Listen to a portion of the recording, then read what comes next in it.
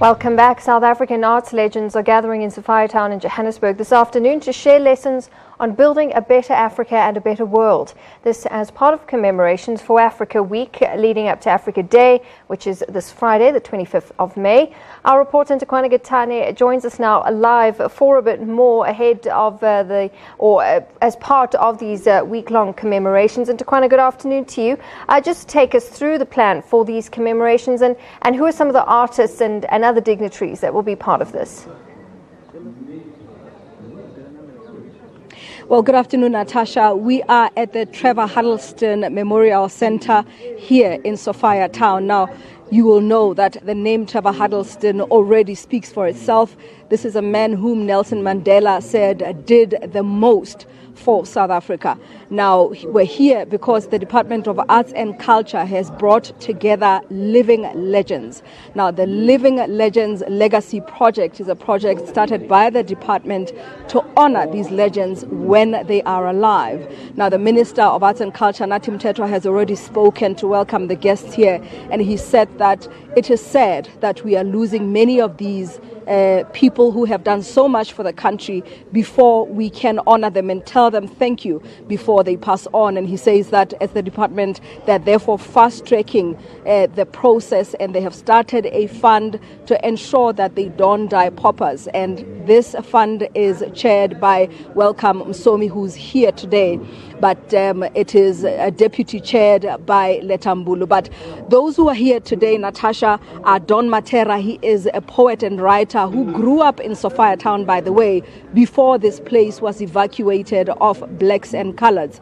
And also we have Dorothy Masuku, who is a singer-songwriter born in Zimbabwe, but she came to Johannesburg to realize her dream of singing. But she also participated in the struggle. We also have Abigail Kubeka, who spoke heartily about her journey through music, saying that she was born to sing and saying that young people should honor their talents. Peter Magubani was supposed to be here, but we understand that he is not well, so he was unable to attend this event. Stompy Manana has already spoken. But also we have Jonas Gwangwa. These are just some of the legends who are honored by this project. And throughout this week, we know that there will be other activities. But on Friday, we know that we will also have the Thabo Mbeki lecture that will be delivered by former Deputy President Phumzile Mlambo-Ngcuka, who is also the Executive Director of UN Women. And she says that in her message, she's hoping to shed light on the role that South Africa can play in that Security Council to ensure that the strife of women through conflict is ended, but also that the opportunities that women should be realizing economically are realized. Natasha? All right, just listening to some of those names, such powerful names when you think of how they contributed to the fight against apartheid through their platform of arts and culture and music. But then the theme for Africa Week and for Africa Day is building a better Africa and a better world. How is this being covered?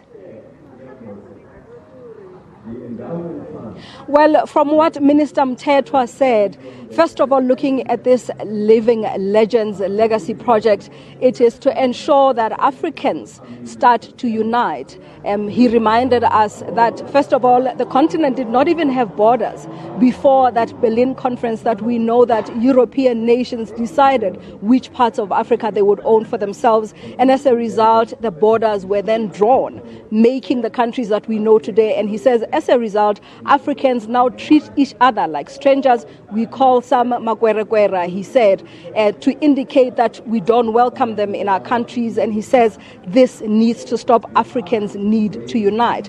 The other issue that he touched on is that of Ubuntu, saying that Africa lended the culture of Ubuntu to the world, and the continent needs to reclaim that culture of Ubuntu for itself, because it is at the moment not showing that. And he also said that looking at these people who are here today and others who are legends, Africa should be learning from their wisdom, and Africa should be listening to what they say, which is why we have this event here today. Natasha? And it's a significant event, especially in terms of of how we need an Africa Day, we need an Africa Week.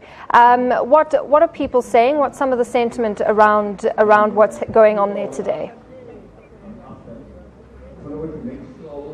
Well, let me tell you, I'm here to speak to Victor Masondo, who is a music producer. He has worked with some of these living legends. In fact, he played a song here today that he has composed that has many of the living legends on it. Ndate, how does it feel for you to have worked with him? Oh, I must tell you, it's one of the highest honors I can tell you that because the wisdom, the way you're surrounded by people who are just carrying all this great experience, it's beyond what I can call an honor. It's really great. It's amazing.